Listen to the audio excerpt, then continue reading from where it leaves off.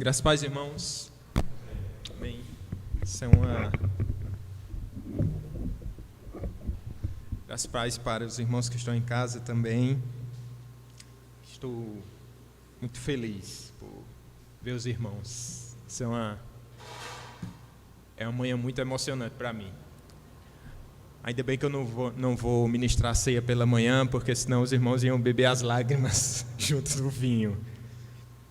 Antes da gente passar para o estudo, eu queria só lembrar o que Davi escreveu no Salmo 23, salmo muito conhecido nosso e que geralmente chama toda a nossa atenção, e a gente se esgota no verso 1, dizendo que o Senhor é o meu pastor, nada me faltará. Mas no final desse mesmo salmo ele diz assim: bondade e misericórdia certamente me seguirão, e habitarei na casa do Senhor para todo sempre. Há uma promessa aqui da bondade e da misericórdia de Deus que vão nos seguir, que vai estar presente na nossa vida. E a bondade e a misericórdia do Senhor seguiu as nossas vidas, meus irmãos, durante esses dias de pandemia, e nos seguirá durante toda a nossa vida aqui na terra. Mas a segunda promessa, a segunda coisa que Davi diz aqui é que ele vai habitar na casa do Senhor para todo sempre. Essa é uma promessa que olha para o futuro, mas ela já é presente no nosso dia hoje.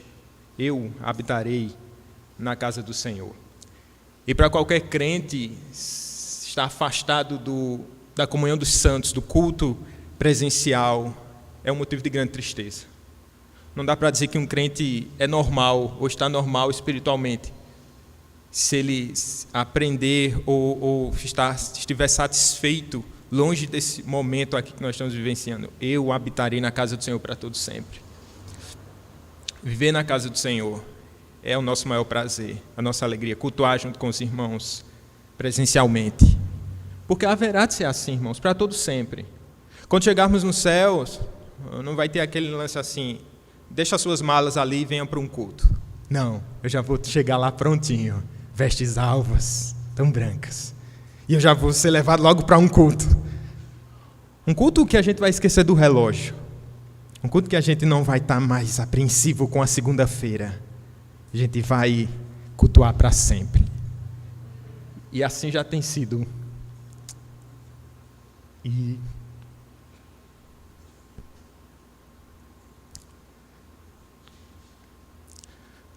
esse é o nosso prazer. Esse é o nosso prazer. Não devia ter falado essas coisas agora. Mas que bom, que Deus restaure a nossa sorte. Que Deus preencha cada vez mais essas cadeiras. Vamos encher de novo esse lugar com o tempo. Vamos aprender a ter um renovo espiritual, um avivamento quanto ao cultuar a Deus. Vamos para Pedro agora. 1 Pedro capítulo 3.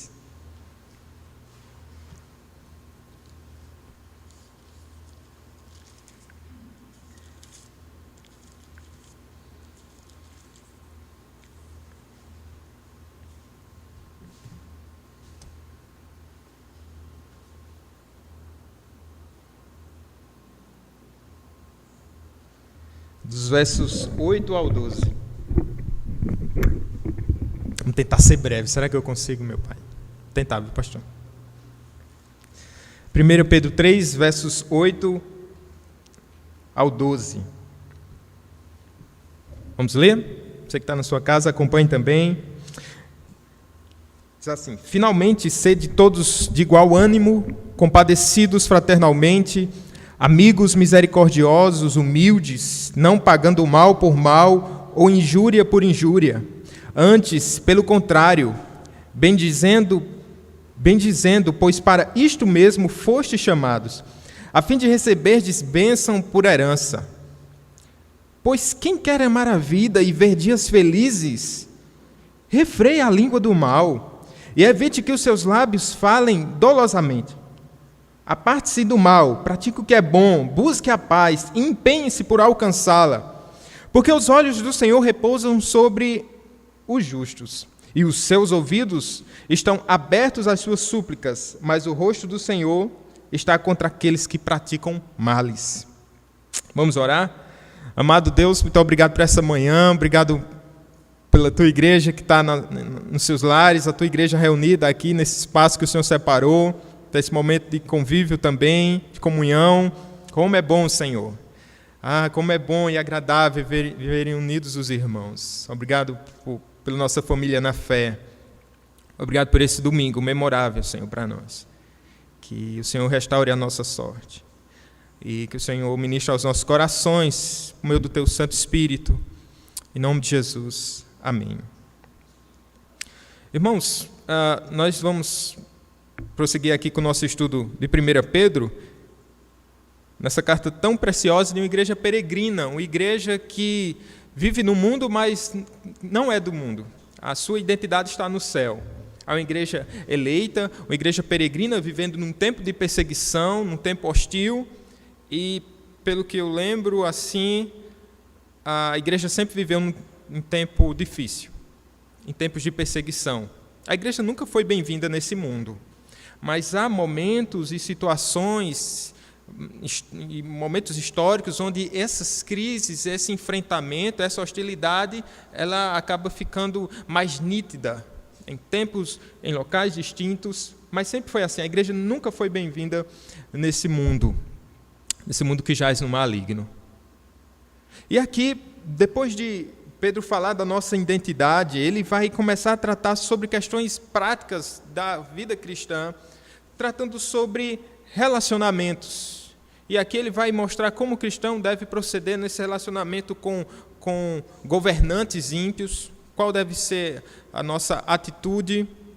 Vai mostrar também como devemos nos portar. O servo deve se portar diante do seu senhor, o empregado com seu empregador, podemos dizer assim, nas relações trabalhistas, como é que deve ser essa questão. Eu falei essa expressão, relação trabalhista, a gente remete logo a questões, né, de lei, mas assim, o convívio cristão, como um crente deve proceder dessa forma. Falando ainda sobre esse convívio, vimos no último domingo a relação de submissão, a relação entre marido e mulher, a esposa sendo submissa e o marido respeitando essa esposa e tratando-a com honra. E se você esteve atento a tudo isso, talvez você não tenha sido achado nessas exortações do apóstolo Pedro. Parece que ficou gente faltando na igreja, parece que ficou gente que não tinha, as quais Pedro não direcionou nenhuma exortação quanto ao procedimento dele nesse mundo. Mas o fato é que toda a igreja é peregrina nessa terra e todos nós temos que aprender a conviver com os de dentro e com os de fora. Porque essa é uma máxima bíblica, é uma máxima cristã. Nosso trato com o outro, nosso relacionamento com o próximo, o amar o próximo não é algo opcional, mas é um imperativo, é um mandamento. E nesse quesito, você está solteirão aí, talvez domingo, e Tiel teve que chamar a atenção dos irmãos, olha, mesmo você sendo solteiro, escute, porque isso vai ser aplicado, e você vive dentro de uma família, etc. Mas talvez você ficou meio assim, devagando, anotando algumas coisas para aplicar essas coisas no futuro. Mas logo, logo, Pedro quer chamar a nossa atenção, dizendo, ei, você que está disperso aí, você que é solteiro, você que é viúva, enfim, há coisas para você. Há mandamentos de Deus para a sua vida. Por quê? Porque a igreja peregrina, ela vive nos seus relacionamentos enquanto igreja. Essa igreja também, ela não vive num culto perene. Vivemos num culto como crentes diante de Deus, não é? Mas assim, solenemente, nós não vivemos ainda nesse culto perene. Então, nós temos nossos convívios seculares no mundo, aí fora. Então, nós precisamos atentar para essa questão de como proceder, de como nos relacionarmos com as pessoas desse mundo. Então, não vai sobrar, não vai escapar ninguém agora. Se você escapou domingo, você não escapa hoje. Que Pedro continua aqui discorrendo e isso vai atingir.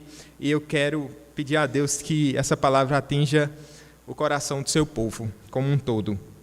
Vamos ver, ele acaba aplicando aqui, trazendo alguns princípios do crente na sua vivência. Princípios do crente no lidar com esse mundo, como um peregrino pode viver e deve viver nesse mundo. Talvez essa seja uma máxima para a gente, como um peregrino deve viver nesse mundo. Vou separar em 3 partes aqui para a gente entender esse texto melhor. Primeiro, ele fala sobre o convívio fraternal entre os crentes. Perceba que é uma coisa mais restrita ao convívio dos crentes, é aplicável também para os de fora, mas dentro da composição da forma como Pedro está escrevendo, isso se aplica primeiramente, diretamente ao convívio entre os crentes. Depois a gente vai falar sobre a piedade na resposta aos perseguidores. Agora a igreja saindo de dentro da igreja e convivendo com aqueles que perseguem a igreja. Então qual é a resposta? Qual a forma de proceder? Deve ter uma resposta piedosa. Em último lugar, a gente vai ver como uma busca por uma vida feliz com todos. Como viver uma vida feliz com todos. Então, isso é aplicável tanto para os de dentro quanto para os de fora, no nosso convívio, tanto com os de dentro quanto com os de fora também. Vamos começar aqui, conviver fraternalmente entre os crentes, ou convívio fraternal entre os crentes. Olha o verso 8, diz assim: finalmente, sede todos de igual ânimo, compadecidos fraternalmente, amigos, misericordiosos, humildes. Aqui ele começa com essa expressão finalmente, mas não que ele esteja encerrando todo o conteúdo da sua carta, tudo aquilo que ele tem para explicar, tudo aquilo que ele tem para nos dizer. Não, aqui ele vai encerrar justamente essa porção que ele vem tratando sobre relacionamentos. Então, são os últimos conselhos no que tange esse relacionamento do crente, tanto com os crentes mesmos, quanto com o mundo. Então, ele está encerrando só essa parte, dessa parte prática. Isso que ele quer nos chamar a atenção, quando ele fala especialmente dessas características primeiras aqui do verso 8, ele está, não, como diz aqui na nossa tradução em português, geralmente elas traduzem assim: sede todos de igual ânimo, como se Pedro começasse a fazer assim, você precisa ser assim. Mas, na verdade, a gente pode entender melhor esse texto como se Pedro já estivesse falando: olha, vocês que são de bom ânimo, compadecidos, fraternalmente amigos, essa é uma premissa, sabe? E isso faz todo sentido. Isso faz todo sentido. Sabe por quê? Porque o crente ele não tem opção. Quando nós olharmos essas coisas, eu vou explicar a vocês de maneira exortativa. Eu estou exortando para que você haja dessa maneira. Mas assim, isso aqui não é uma questão opcional. O crente já deve viver assim, dessa maneira, uma vez que ele é inserido dentro do corpo de Deus, dentro do corpo de Cristo, ele é habitado pelo Espírito Santo e não tem como não viver dessa forma aqui que Pedro está nos falando. Tá certo? Isso é interessante porque alguns crentes acabam colocando assim: eu sou um crente de pavio curto. Eu não consigo essa convivência, ou ele vai trazer algumas debilidades no caráter dele para justificar o fato dele não conseguir viver dessa forma. Não, isso não é justificado. Nós temos um Espírito Santo que é mais poderoso do que qualquer temperamento. A gente às vezes coloca o nosso temperamento como se ele fosse um Deus, como ele fosse mais poderoso que o próprio Espírito Santo. Não é? A gente está começando a ver aqui essa porção, e ela é escrita pelo apóstolo Pedro. Quer ver um crente com um pavio mais curto do que o apóstolo Pedro, no Novo Testamento? Não tinha paciência para absolutamente nada. E uma vez disse para Jesus Cristo: olha, vamos orar para cair fogo do céu e acabar logo com esses que não te escutam. Sabe, então era aquele crente de pavio curto, mas agora ele está escrevendo a igreja de Cristo, exortando quanto à prática para com os outros, para com os crentes mesmos e para com os perseguidores. Quando a gente vê em capítulo 2, no capítulo 2, verso 17, Pedro vai dizer assim: tratai todos com honra, amai os irmãos, temei a Deus, honrai o rei. Talvez essa síntese aqui ela venha trazer a tônica de toda essa exortação que Pedro está nos trazendo. Tratai todos com honra, amai os irmãos, temei a Deus e honrai o rei. E é justamente isso que nós temos visto aqui nesses últimos domingos. Essas são características inatas à igreja. Primeiro ele vai dizer assim: tenha o mesmo modo de pensar.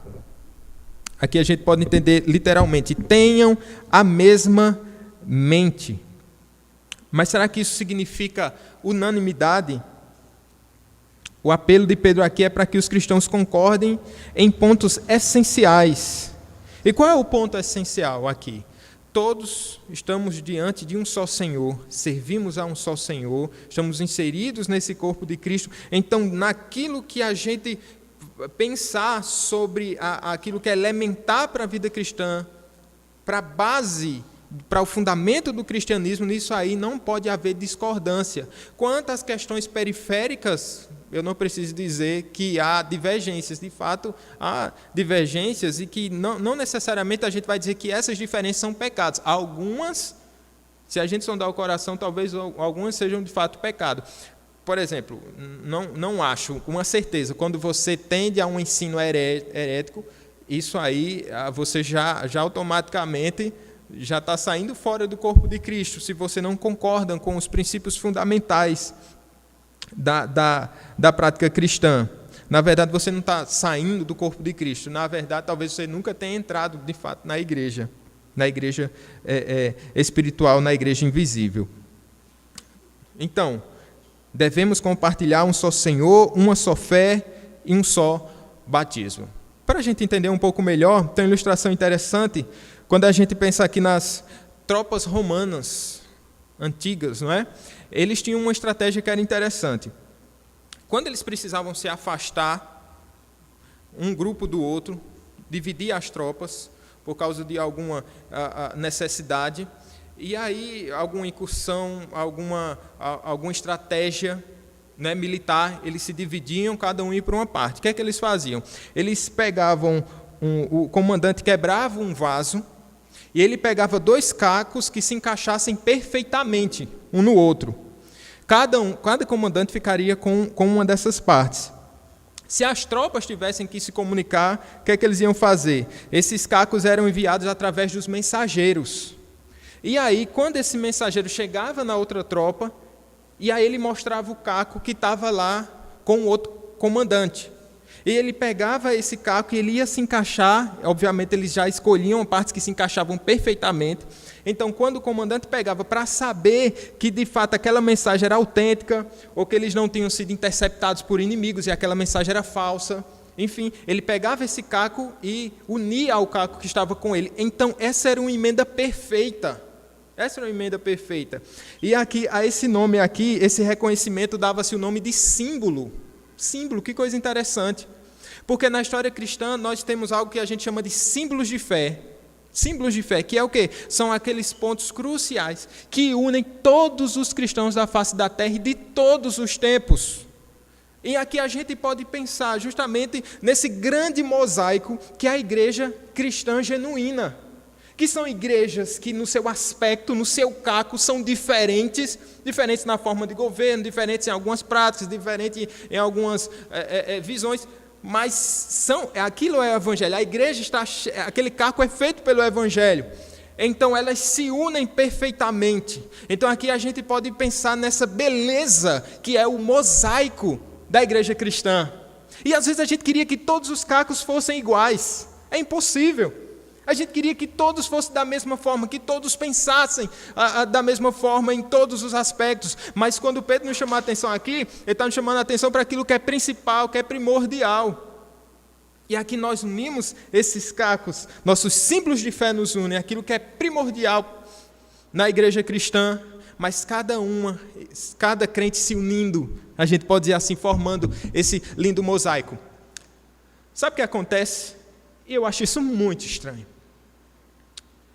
É que ultimamente, ou de vez em quando, esses crentes pegam esses cacos que deveriam nos unir e eles atiram uns nos outros. E eles querem machucar uns aos outros com aquilo que deveria nos unir. Pedro está dizendo, tenham todos um só pensamento. Pensem todos de maneira unânime quanto àquilo que é primordial, aquilo que é principal. E aí ele vai começar a falar, sejam compadecidos, sofram uns com os outros, sintam as dores uns dos outros, compartilhem das mesmas dores. Andem com o mesmo coração, que o seu sofrimento seja o meu sofrimento. Até o mundo agora, vez por outra, em algumas situações, o mundo acaba por chorar junto, né? Um mundo que é acostumado assim, a cada um chora as suas próprias dores, cada um tem as suas próprias alegrias.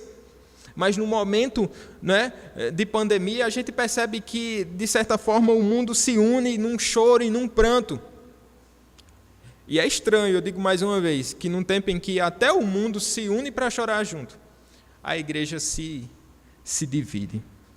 Ele diz aqui, sejam fraternalmente amigos, um amor de irmãos, o amor que nos une. Eu comecei aqui falando sobre a importância da igreja e a saudade que nós temos da igreja, porque aqui, de fato, é o melhor ambiente para nós desenvolvermos os nossos relacionamentos, onde nós estamos aqui expostos ao convívio não com inimigos, mas com amigos, porque Jesus Cristo diz assim, eu não chamo você mais de servo, eu chamo vocês de amigos. Então estamos aqui, somos amigos de Cristo e somos irmãos uns dos outros. E ele diz assim, sejam fraternalmente amigos, sejam misericordiosos.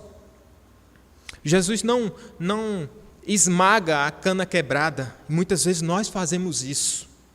Uma vez, para minha tristeza, no início do meu chamado pastoral, na cidade que vocês sabem, né? Mora no coração do pastor Fagundes. Aí teve um irmão que ele cometeu lá um pecado. E toda a cidade ficou sabendo. E aí esse irmão sofreu um acidente de moto. E a igreja, de certa maneira, ficou assim, aí, pastor, o que é que o senhor vai fazer? Porque fulano foi pego, não sei o quê. E nessa situação toda, ele sofreu um acidente de moto e estava em casa, o coitado, todo quebrado. Aí eu fui fazer uma visita pastoral, e o que é que o pastor sábio faz? Senta lá com ele, você está bem, meu irmão? E o pobre todo quebrado.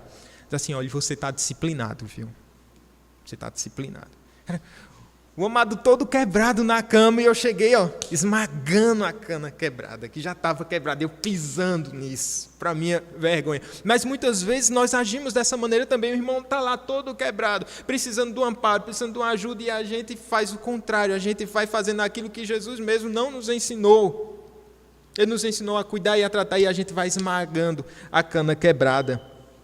Sejam misericordiosos, sejam humildes, não se coloquem acima uns dos outros. Eita, como isso é importante. Como isso é primordial para os nossos relacionamentos. Você já conversou com alguém que sempre vem por baixo? Conversou com alguém que sempre parece que ele já vem derrotado, dizendo assim, não, eu não tenho razão. É como conversar com o pastor Flauber, né? Você quer brigar com o pastor Flávio, mas você não consegue. Não vou, desiste, você não vai conseguir discutir com o pastor Flávio. Né? Mas assim, um sentimento de humildade, de alguém assim que está disposto a ouvir, que sempre se coloca numa posição inferior à sua. Sabe? E quando nós nutrimos esse tipo de ação, de atitude para com o outro, como isso remete àquele que, sendo o rei do universo, se rebaixou. Filipenses nos diz isso. Filipenses, no capítulo 2, e certamente está na mente de Pedro, não necessariamente pelas palavras do apóstolo Paulo, mas pelas palavras do próprio Cristo com quem Pedro andou. Filipenses 2, do 2 ao 5, diz assim, completai a minha alegria, de modo que penseis a mesma coisa, tenhais o mesmo amor, sejais unidos de alma, tendo o mesmo sentimento, nada façais por partidarismo ou vanglória, mas por humildade, considerando cada um os outros superiores a si mesmo. Ele continua, não tenha cada um em vista o que é propriamente seu, senão também cada qual o que é dos outros. Tende em vós o mesmo sentimento que houve também em Cristo Jesus. O mesmo sentimento. Quando Paulo vai falar da forma como o crente deve proceder, ele tem em mente um exemplo máximo. Jesus Cristo. E ele é o nosso grande exemplo de humildade. Nós devemos seguir esse exemplo também. Aqui nós vimos, irmãos, o convívio fraternal entre os crentes. Essa é uma máxima, algo que nós precisamos observar. Perceba, passamos nesse teste, é o primeiro teste do convívio, que Pedro está colocando pelo menos nessa perícope aqui. Como é que vocês vivem entre vocês? Se a gente for reprovado nesse teste, meu irmão, do convívio entre os crentes, a coisa vai ficar muito pior. Porque agora Pedro começa a falar do convívio do crente no mundo. com ímpios, com pessoas incrédulas, com pessoas que não amam a Deus muitas vezes, com muitas pessoas que odeiam a igreja. E agora? No final a gente volta a aplicar mais um pouco sobre isso. Segundo ponto aqui, Pedro está nos ensinando na piedade como nós devemos responder aos perseguidores. E no verso 9, isso já vai ficar bem claro. Ele vai dizer assim: não pagando mal por mal, ou injúria por injúria, antes, pelo contrário, bendizendo, pois para isto mesmo fostes chamados, a fim de receberdes bênção por herança. Se você sabe do contexto dessa carta, nós até já falamos hoje, a igreja está vivendo num tempo de perseguição. E o drama aqui aumenta. Me parece que talvez nessa primeira parte, de tratar os outros com misericórdia, ser essa relação fraternal entre os irmãos, me parece, não, está difícil, mas Pedro, dá para a gente desenrolar aqui. A gente vai se virando aqui. Mas agora ele fala sobre uma igreja que, vivendo entre os seus perseguidores, deve agir de maneira diferente. Deve agir de maneira cristã. Ele vai começar dizendo assim, irmãos, não pagando mal por mal. E esse pagar é como a gente entende hoje também, é retribuir, devolver na mesma moeda, do mesmo jeito, da mesma forma. Aquela antiga lei que imperava no seu coração, olho por olho, dente por dente. Era isso. E Pedro está dizendo assim, não paguem da mesma forma. Talvez na mente de Pedro aquele episódio no qual Jesus Cristo foi capturado, ou se entregou ali lá no Getsemane e Pedro feriu um dos soldados. Ele usou de uma força até desproporcional. Ele está dizendo, não façam isso. Não paguem na mesma moeda, não pagando mal por mal ou injúria por injúria. O comentarista disse uma coisa interessante sobre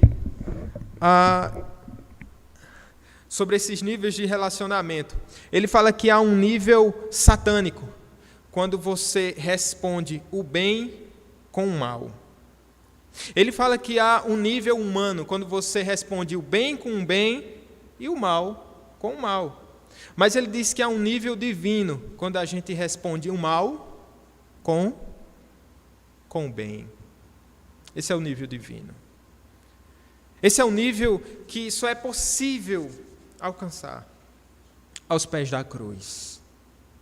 Olhando para aquilo que o Senhor Jesus Cristo fez. Quando mesmo sendo entregue, mesmo sofrendo de maneira injusta, Ele ora pelos seus perseguidores, rogando a Deus o perdão sobre aqueles que colocaram Ele na cruz. E a mesma forma Ele ensinou isso para a gente lá no Sermão do Monte. Nós devemos orar por aqueles que nos perseguem. Pedro está dizendo a mesma coisa aqui. Não devolvo com a mesma moeda. E a nossa resposta quando afrontados não é somente o você não dar o troco, ou responder da mesma forma, mas é abençoar. Porque ele diz assim, irmãos, bendizendo, pois para isto mesmo fostes chamados. E esse bendizer aqui significa rogar a bênção sobre a vida dessas pessoas. Difícil demais isso, né? Você que foi, né, machucado, você foi magoado, injustiçado. Deus não diz somente, olha, você precisa perdoar. E há um distanciamento. Mas Ele se aproxime dessa pessoa, abençoando. E oração é esse exercício de aproximação das pessoas, não é? A gente está nesse ambiente virtual, onde há pessoas que estão, irmãos, que estão nos acompanhando nas suas casas, mas a oração também é esse exercício de aproximação, porque eu preciso, para orar pelo meu inimigo, eu preciso lembrar quem é o meu inimigo, eu preciso lembrar o que ele fez por mim, e eu preciso lembrar o que Cristo fez por mim. Diante disso eu me entrego, eu disse, Senhor, abençoa essa vida. Não tem como. É um momento de decisão. Muitas vezes a oração é um momento de decisão. É um momento onde você é mais exposto, porque você está ali diante de Deus de maneira mais clara. E você diz assim, Senhor, abençoa aqueles que me perseguem. Dentro de um contexto geral, histórico aqui do primeiro século, era orar pelo imperador. Orar por homens maldosos, homens que odiavam Cristo Jesus, homens que odiavam a igreja. E nós somos chamados a orar por estes também nos dias de hoje, aqueles que nos perseguem. Precisamos orar, precisamos abençoar. Isso nos faz lembrar da história de um homem do segundo século da igreja, chamado Policarpo de Esmirna. Ele foi discípulo de João, um homem crente, viu, gente? Pense num caba crente. Ele tem uma carta aos Filipenses. Procura lá depois, dar uma lida nessa carta, a carta de Policarpo aos Filipenses. É algo maravilhoso. Policarpo, ele foi condenado por causa do nome de Cristo. E quando capturado, ele foi pego em uma casa. Os soldados, e ele sabia que aqueles soldados iam ao seu encontro. Ele tinha tido um sonho que o seu travesseiro pegava fogo, né? E ele sabia, por causa do contexto todo, que ele estava sendo procurado. Ele resolveu não fugir. A princípio, ele ainda foi tirado do lugar onde estava, não fugindo por sua própria conta, mas é porque a igreja queria preservar Policarpo. Policarpo, você não pode morrer e tal. Não, ele disse, eu estou pronto. Ele disse, não, vá para lá. Mas ele foi pego, e quando pego pelos soldados romanos, ele, antes de ser pego pelos soldados romanos, melhor dizendo, ele chamou alguns dos irmãos que estavam com ele e disse assim: preparem uma grande refeição, preparem um grande banquete. E aí os amigos de Policarpo fizeram esse grande banquete, prepararam a mesa. E quando bateram a porta, os soldados romanos bateram a porta para capturar Policarpo, eles disseram assim: calma, entrem, tomem essa refeição. Os soldados romanos sentaram à mesa, começaram a se alimentar. Policarpo se retirou para orar e orou ali por pelo menos 2 horas, e orava pelos próprios soldados, de modo que os soldados ficaram constrangidos de prender aquele homem. Sabe, meus irmãos, Cristo nos ensina a agir dessa forma. Não pagar mal com mal, não pagar na mesma moeda, mas abençoar aqueles que perseguem. Que grande desafio nós temos, mas que grande Cristo nós temos como exemplo, que grande e poderoso Espírito Santo nós temos para nos capacitar a agirmos da mesma forma, a proceder dessa maneira. Cristo disse: orai pelos que vos perseguem. Convívio fraternal entre os crentes, a piedade na resposta aos perseguidores, aqueles que nos perseguem. E um último ponto aqui é a busca por uma vida feliz com todos. Aqui ele vai começar a falar do Salmo 34. E o Salmo 34, de maneira geral, ele vai falar sobre os princípios de uma vida feliz, né? Uma vida plenamente feliz. E o contexto do Salmo 34 vai falar sobre perseguição, um bocado de coisa ruim lá. Mas é possível que o crente seja feliz em meio à tribulação. Quando Pedro pega isso e aplica agora à igreja, ele diz assim: olha, vocês estão vendo um cenário totalmente nebuloso para a igreja, mas ainda assim é possível ter uma vida feliz. E tudo isso a gente pode observar dentro dessa questão ainda dos relacionamentos. Veja, o verso 10 assim: pois quem quer amar a vida e ver dias felizes, refreie a língua do mal e evite que os seus lábios falem dolosamente. Aí ele diz no verso 11: aparte-se do mal, pratique o que é bom, busque a paz e empenhe-se por alcançá-la. Primeira coisa que ele fala aqui, e é interessante, essa busca por uma vida feliz com todos. Porque aqui a gente vai começar a ver que há responsabilidades do crente naquilo que ele faz ou com aquilo que ele deixa de fazer. E são coisas tão práticas aqui. Ele começa a falar da língua. Quem quer amar a vida e viver dias felizes, refreia a língua do mal. Tem tudo a ver, né? Quantas vezes a gente entra em encrenca porque a gente não controla a língua, porque a gente fala mal, ou porque a gente fala num momento inadequado, ou porque a gente fala. Vocês entenderam, né? Quando a gente fala demais, né? A gente tecla demais. Parece que a gente não consegue esperar para dar respostas. Tudo aqui, todo tipo de afronta, todo tipo de comentário, muitas vezes no ambiente online digital, a gente está lá, não precisa responder. E começa aquela discussão sem fim, discussão sem fim, discussão sem fim. Não caia nessa cilada, meu irmão. Não caia nessa cilada. Melhor fazer o que Pedro disse antes, abençoar. A não ser, irmãos, que você esteja plenamente dominado pelo Espírito Santo e com muita sabedoria possa lidar com essa situação. Mas nesse ambiente tão difícil e ultimamente ainda mais difícil, a gente precisa ter esse cuidado. É um controle. É preciso refrear nosso ímpeto. Ele diz assim: aparte-se do mal. Significa evitar, mais do que evitar alguma coisa, significa abandonar, porque você despreza e detesta. Não apenas se abster, não, eu não quero fazer isso, eu quero evitar esse tipo de coisa, mas a gente despreza e detesta. Quando a gente começa a pensar nessas coisas, a gente começa a dizer assim: puxa vida, isso não condiz com aquilo que Cristo me ensinou, isso não faz sentido quando eu olho para a palavra de Deus. Não faça isso. A gente despreza e detesta essa prática do falar mal. Sabe, o mandamento do Senhor, a gente não, quando diz que a gente não deve denegrir o irmão, o falso testemunho, é justamente defender a honra do irmão, defender a honra, e aqui eu estou falando do irmão, mas de qualquer pessoa. Essa prática desse mandamento serve para os de dentro quanto para os de fora. Eu vou defender a honra dessa pessoa, eu não posso denegrir, eu não posso xingar, eu não posso humilhar. Então, é muito prático isso aqui para a vida da gente. Ele vai começar a dizer assim: busque a paz, precisamos buscar a paz. E aqui essa palavra buscar a paz sabe como? Como um caçador que está buscando a sua presa. A expressão original remete a isso, um caçador que busca a sua presa. Mas é interessante, né? Que quando a gente fala em conflito, o contrário da paz, que é a guerra, a gente busca essas coisas como um caçador, vigorosamente. Eu quero guerra, eu quero sangue, eu vou atrás dessas coisas. Foi bem sinistro agora, né? Eu quero essas coisas. Mas aqui Pedro está colocando isso de maneira cristã, dizendo assim, talvez pensando, da forma como você buscava a guerra antigamente, com sangue nos olhos, agora você, com a mesma dedicação, você busca a paz. Com a mesma dedicação de antes, você busca essa paz. E você sabe que a paz não anda sozinha. Alguém tem que buscar. Você sabe disso.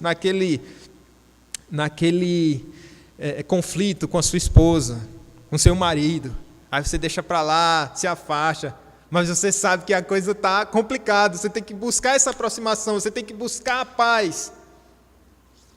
Na briga lá entre os irmãos em casa, a gente precisa buscar essa paz, ela não vem sozinha, ela não tem pernas, você que tem que buscar, porque é algo difícil buscar essa paz. É algo difícil trazer conciliação, porque o seu coração às vezes está ferido, às vezes também cheio de orgulho. E tantas coisas podem impedir esse abraço, essa paz. Aqui Pedro está dizendo: persiga a paz, busque a paz até alcançá-la. Busque isso, busque. Agora, é preciso que a gente fale que essa busca pela paz não é a qualquer preço. Não é a qualquer preço. Se o mundo quiser paz com a igreja, mas colocar como um princípio para que haja essa paz, a igreja soltar as suas armas do evangelho, não tem paz. A igreja busca essa paz. O pastor falou sobre a questão de Jeremias, o povo vivendo na Babilônia, e ali há uma exortação, uma palavra do profeta dizendo assim: ore pela paz, busque a paz nessa terra distante. E aqui a igreja busca essa paz naquilo que compete à igreja, mas não abrindo mão dos seus princípios. Mas muitas vezes a igreja procura uma guerra de maneira gratuita. Busca uma guerra de maneira gratuita. E Pedro está nos exortando quanto a isso. Busque essa paz, lute pela paz. E aqui é uma palavra de exortação para você que está com alguma diferença com algum irmão, com um parente, sabe? Às vezes a gente desiste tão facilmente dessa busca pela paz, porque a princípio você vai se deparar com uma pessoa magoada, uma pessoa machucada, talvez uma pessoa cheia de razão. Ande outra milha, meu irmão, se humilhe de novo, isso vai fazer você mais parecido com Cristo, não fique preocupado com isso não. Se for preciso pedir novamente, se retratar novamente, buscar a paz novamente, esgote todas as possibilidades, mas busque a paz, até encontrá-la, se possível. Isso traz uma vida, quando ele fala assim, dessa busca por uma vida feliz, falando no Salmo 34, isso é importante. E ele vai dizer a consequência disso. Porque os olhos do Senhor repousam sobre os justos. Nada escapa aos olhos de Deus. Você está olhando ali, nada escapa aos olhos dos justos, significa dizer que Deus está olhando o seu estado, os seus inimigos. Ele está dizendo, olhe, não se preocupem, Deus está vendo o que os inimigos de vocês estão tramando. Não se vinguem, não use armas humanas. Deus está observando tudo e Ele é o juiz. E Ele haverá de julgar todas as coisas. Não tentem fazer justiça com suas próprias mãos. Não ajam da mesma forma, não paguem com a mesma moeda. E por isso Ele está nos dizendo, porque os olhos do Senhor repousam sobre os justos, e os seus ouvidos estão abertos às suas súplicas. Você pode recorrer a Deus no momento da perseguição. Deus estará sempre atento a ouvir o seu grito de socorro. Deus está atento a ouvir o grito da igreja por socorro. Em qualquer lugar, em qualquer período, Deus sempre acompanhou a igreja nos momentos de perseguição. Deus sempre acompanhou os seus filhos no momento de aflição. Por isso ele está relembrando aqui o que esse salmo diz: os seus ouvidos estão abertos às suas súplicas. São abertas as suas súplicas. Deus ouvirá a oração dos perseguidos. Mas Deus agirá a seu tempo. Em Apocalipse, numa das visões que João teve, na visão que João teve do Apocalipse, fala de crentes, de crentes que tinham sido perseguidos, mas que aguardavam a retribuição.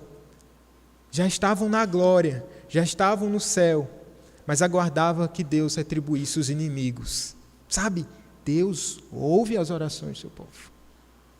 E um dia todos os inimigos serão destruídos, de maneira total, Satanás e todos aqueles que se levantam contra a igreja de Cristo.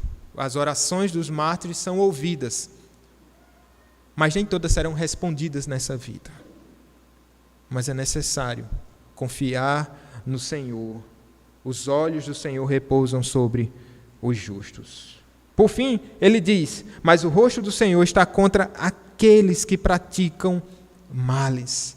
Está vendo esses homens maus? Está vendo aqueles que tratam você com injustiça? Deus vira o rosto destes. Estes não são ouvidos por Deus, mas em última instância ele está falando assim: eles pagarão por aquilo que fazem. Para vocês, o ouvido do Senhor, para os perseguidores, a justiça, a espada. É isso que Pedro está nos falando aqui. Uma busca por uma vida feliz com todos. O que é que cabe a você fazer? O que é que cabe a nós fazermos? Controlarmos o nosso ímpeto, o nosso proceder, a nossa fala, a forma como a gente se relaciona com o outro. Ore a Deus, você que não tem paciência para lidar com os outros irmãos, com aqueles que afrontam, e tem sempre uma resposta pronta, é algo meio que instintivo da gente, né? É natural, a gente escuta e tem uma reação, mas espere um pouco mais, conte até 10, conte até 100, ore um pouco mais, sabe? E peça sabedoria do alto para lidar com essas questões. Uma aplicação para a gente encerrar, pelo menos de duas aqui, é relembrando que se a igreja não consegue conviver bem entre amigos, não conseguirá viver bem, viver adequadamente entre inimigos. Se a igreja não consegue viver bem entre ela não vai conseguir sobreviver nesse mundo. A gente precisa refletir sobre isso. Josemar Bessa um pastor congregacional, diz assim: é a graça que nos mantém juntos, não a perfeição dos irmãos. É a graça, somente a graça. Hoje a gente precisa de pacificadores. Bem-aventurados são os pacificadores. Mas hoje, dentro da própria igreja cristã, dentro da própria igreja evangélica, nós precisamos desses pacificadores, né? Pessoas que possam ver todo um ambiente, talvez, de conflito, seja na igreja local, seja na igreja brasileira, que a gente tem visto essas coisas, e a gente agir de maneira sábia, como pacificadores. Vamos agir dessa forma, vamos agir com sabedoria, vamos buscar a paz, em nome de Jesus. Vamos orar? Te agradecemos, Senhor, por essa manhã, por essa ministração, por essa palavra que nos ensina tantas coisas, ó Pai, e que mostra tantas faltas no nosso coração, tantas coisas que precisam ser observadas em nós. Somos, Pai, carentes, Senhor, do Teu agir em nossas vidas. Perdoa, ó Deus, se o nosso procedimento para com os nossos irmãos não tem sido bíblico, não tem sido adequado. Tenha misericórdia de nós. Nos traz um arrependimento genuíno. Nos levanta como pacificadores, Senhor. Como pessoas que sempre têm uma palavra sábia, ó Pai, no momento oportuno. Em nome de Jesus. Abençoa-nos, aqueles que estão sendo perseguidos, Pai. Igrejas que estão sendo perseguidas em diversos países. Pessoas que estão sendo perseguidas de maneira mais velada. Que eles possam esperar no Senhor.